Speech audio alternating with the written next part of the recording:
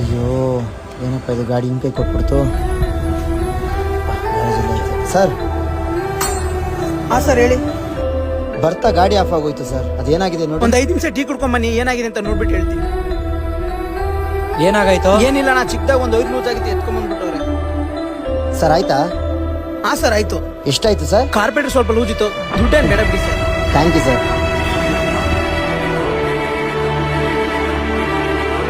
Excuse me sir, I am very sorry sir. ಗಾಡೀಲಿ ಏನು problem ಇಲ್ಲ ಅಂತ ನನಗೆ ಗೊತ್ತಿತ್ತು. ಬ್ಯಾಂಗ್ಳೂರಲ್ಲೇ ಒಂದು ದೊಡ್ಡ ಬೈಕ್ ಶೋರೂಮ್ ಓಪನ್ ಮಾಡ್ತಾ ಇದ್ದೀನಿ. ಅದರಲ್ಲಿ ಮೆಕ್ಯಾನಿಕ್ ಮ್ಯಾನೇಜರ್ನ ಹುಡುಕ್ತಿದ್ದೆ. ಕಂಗ್ರ್ಯಾಚುಲೇಷನ್ ಸರ್, ನೀವು ಸೆಲೆಕ್ಟ್ ಆಗಿದ್ದೀರಾ. ನಿಮಗೆ ಮಂತ್ಲಿ 90,000 ರುಪೀಸ್ ಸ್ಯಾಲ್ರಿ. ಏಯ್ ಏನು ನೀನು ಅದು ಇದು ಹೋಗೈತೆ ಅಂತ 1,000-1,500 ಹಾಕ್ಬಿಟ್ಟು ಕಳ್ಸತ್ತಾನೆ ಬಿಲ್ಲು. ನಾವೊಬ್ರು ಮೋಸ ಮಾಡಿದ್ರೆ ಇನ್ನೊಬ್ರು ನಮಗ್ ಮೋಸ ಮಾಡ್ತಾರಣ. ದೇವ್ರು ನಮ್ಗೆ ಏನ್ ಕೊಡ್ಬೇಕು ಕೊಟ್ಟೆ ಕೊಡ್ತಾನೆ ಬಿಡೋಣ.